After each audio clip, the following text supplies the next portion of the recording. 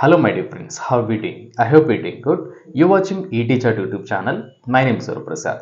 Friends, today in this video session, I'm going to explain two important and advanced spoken English concepts: said to have something and said to have plus V3.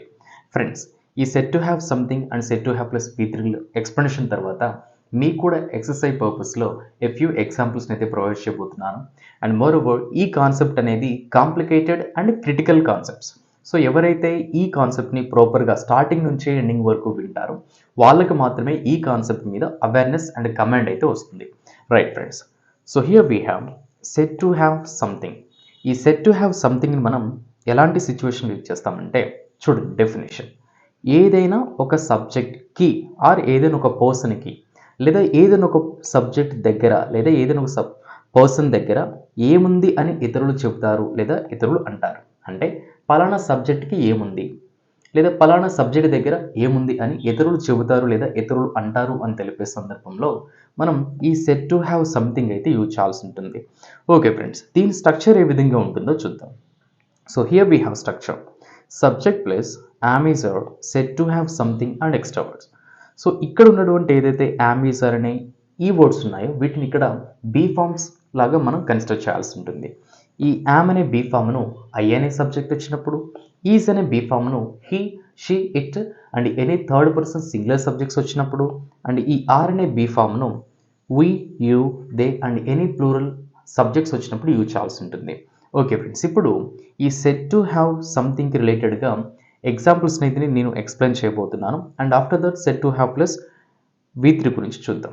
Right friends, number 1 example here: అతని దగ్గర అధునాతన ఆయుధాలు ఉన్నాయని అంటారు. అతని దగ్గర అధునాతన ఆయుధాలు ఉన్నాయని అంటారు. సో ఈ స్టేట్మెంట్లో మీరు నోటీస్ చేసినట్లయితే ఏదైనా ఒక సబ్జెక్ట్ దగ్గర లేదా ఏదైనా ఒక సబ్జెక్ట్కి ఏముందని అంటారు లేదా ఏముందని చెబుతారు అని తెలిపే సందర్భంలో యూజ్ చేయాలనుకుంటున్నాం. అతని దగ్గర, సో ఇక్కడ అతని అనేది ఏమవుతుంది? సబ్జెక్ట్ అవుతుంది. అతని దగ్గర అధునాతన ఆయుధాలు ఉన్నాయని అంటారు. మరి దీన్ని ఇంగ్లీష్లో he is said to have modern weapons. He is said to have modern weapons అంటే అతని దగ్గర అధునాతన ఆయుధాలు ఉన్నాయని అంటారు. సెకండ్ ఎగ్జాంపుల్: ఆ కంపెనీకి పెట్టుబడిదారుల మద్దతు ఉందని చెబుతారు. ఆ కంపెనీకి పెట్టుబడిదారుల మద్దతు ఉందని చెబుతారు. సో ఇక్కడ కూడా ఆ కంపెనీకి ఏముందని చెబుతారు? పెట్టుబడిదారుల మద్దతు ఉందని చెబుతారు. అంటే ఏదైనా ఒక సబ్జెక్ట్కి ఏముంది. మరి దీన్ని ఇంగ్లీష్లో the company is said to have investors support. The company is said to have investors support అంటే ఆ కంపెనీకి పెట్టుబడిదారుల మద్దతు ఉందని చెబుతారు.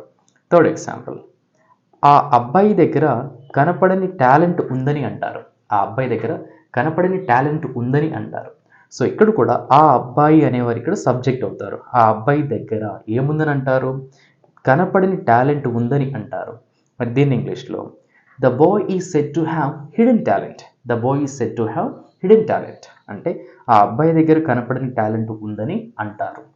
ఫోర్త్ ఎగ్జాంపుల్: ఆమెకు ఇంగ్లీష్ నాలెడ్జ్ ఉందని చెబుతారు. ఆమెకు ఇంగ్లీష్ నాలెడ్జ్ ఉందని చెబుతారు. సో ఈ స్టేట్మెంట్లో కూడా ఆమెకు అనేవారు ఇక్కడ సబ్జెక్ట్ అవుతారు. ఇంగ్లీష్ నాలెడ్జ్ ఉందని చెబుతారు. మరి దీన్ని ఇంగ్లీష్లో she is said to have English knowledge. She is said to have English knowledge అంటే ఆమెకు ఇంగ్లీష్ నాలెడ్జ్ ఉందని చెబుతారు. ఫిఫ్త్ ఎగ్జాంపుల్: ఏఐ కోర్సులకు మంచి ఫ్యూచర్ ఉందని అంటారు. ఏఐ కోర్సులకు మంచి ఫ్యూచర్ ఉందని అంటారు. సో ఇక్కడ కూడా ఏఐ కోర్సులకు అనేది సబ్జెక్ట్ అవుతుంది. మరి దీన్ని ఇంగ్లీష్లో AI courses are said to have good future. AI courses are said to have good future అంటే ఏఐ కోర్సులకు మంచి ఫ్యూచర్ ఉందని అంటారు. అండ్ లాస్ట్ ఎగ్జాంపుల్ హియర్: వారికి సహాయం చేసే గుణం ఉందని చెబుతారు. వారికి సహాయం చేసే గుణం ఉందని చెబుతారు.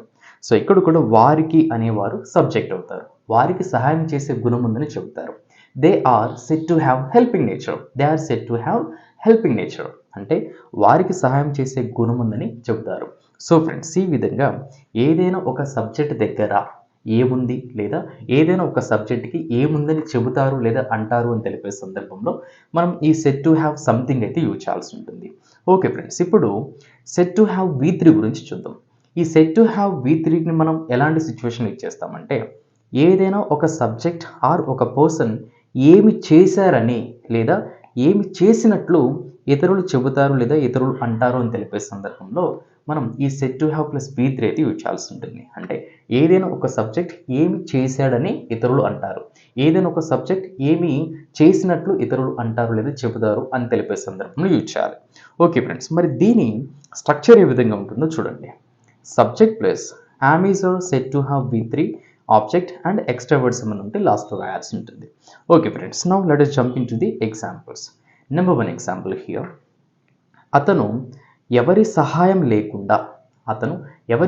లేకుండా ఈ సమస్యను పరిష్కరించినట్లు చెప్తారు.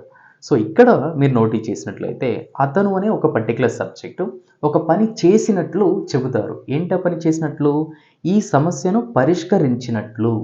మరి దీని ఇంగ్లీష్లో he is said to have solve this problem without anyone else help. అంటే అతను ఎవరి సహాయం లేకుండా ఈ సమస్యను పరిష్కరించినట్లు చెప్తారు. He is said to have solve this problem without anyone's help. Second example. Vijay అనేక భాషలు నేర్చుకోవడంలో ఎక్స్పర్ట్గా మారాడని చెబుతారు లేదా అంటారు. సో ఇక్కడ కూడా విజయ్ అనేవారు సబ్జెక్ట్ అవుతారు. ఏదైనా ఒక పని చేశాడని చెబుతారు. ఇక్కడ మారాడని, ఎలా మారాడని? ఎక్స్పర్ట్గా మారాడని చెబుతారు. మరి దీన్ని ఇంగ్లీష్లో Vijay is said to have changed as an expert in loading many languages. Vijay is said to have changed as an expert in learning many languages.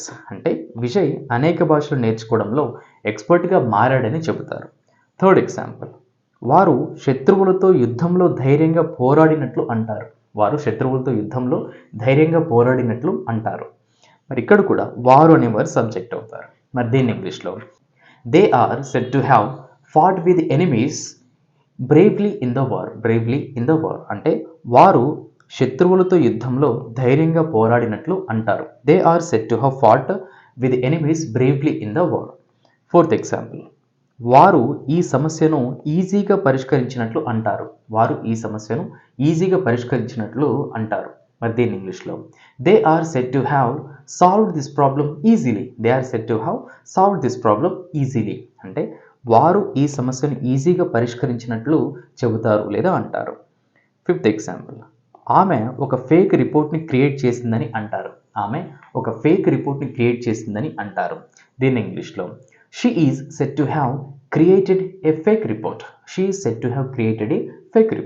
అంటే ఆమె ఒక ఫేక్ రిపోర్ట్ని క్రియేట్ చేసిందని అంటారు. Last example. జాన్ కీట్స్ మంచి poems రాసినట్లు చెబుతారు లేదా మంచి పోయమ్స్ రాశాడని చెబుతారు. మరి దీని ఇంగ్లీష్లో John Keats is said to have written good poems. అంటే జాన్ కీట్స్ మంచి పోయమ్స్ రాశాడని లేదా రాసినట్లు చెబుతారు. సో ఫ్రెండ్స్, ఈ విధంగా ఏదైనా ఒక పర్టికులర్ సబ్జెక్ట్ ఏ పని చేశారని చెబుతారు లేదా ఏదైనా ఒక పర్టికులర్ సబ్జెక్ట్ ఏ పని చేసినట్లు అంటారు అని తెలిపే సందర్భంలో మనం ఈ said to have plus V3 అయితే యూజ్ చేయాల్సి ఉంటుంది. ఓకే ఫ్రెండ్స్, ఇప్పుడు మీకు ఎక్సర్సైజ్ పర్పస్లో ఒక 6 ఎగ్జాంపుల్స్ని అయితే ప్రొవైడ్ చేస్తున్నాను. ఈ 6 ఎగ్జాంపుల్స్ అన్నీ కూడా ఆ 2 structures means set to have something and set to have plus V3 related ఉంటాయి. ఈ ఎగ్జాంపుల్స్ని ప్రాపర్గా మీరు అబ్జర్వ్ చేసి వీడియో కాన్సెప్ట్స్ మీరు కింద కామెంట్స్లో కామెంట్ చేయడానికి ట్రై చేయండి. అండ్ ఇన్ కేస్ మీకు ఏమైనా డౌట్ ఉన్నా కూడా ఎక్స్ప్రెస్ చేయొచ్చు. అనదర్ ఇంట్రెస్టింగ్ అండ్ యూస్ఫుల్ వీడియోతో మేము ముందుంటాను. Thank you friends, thanks for watching.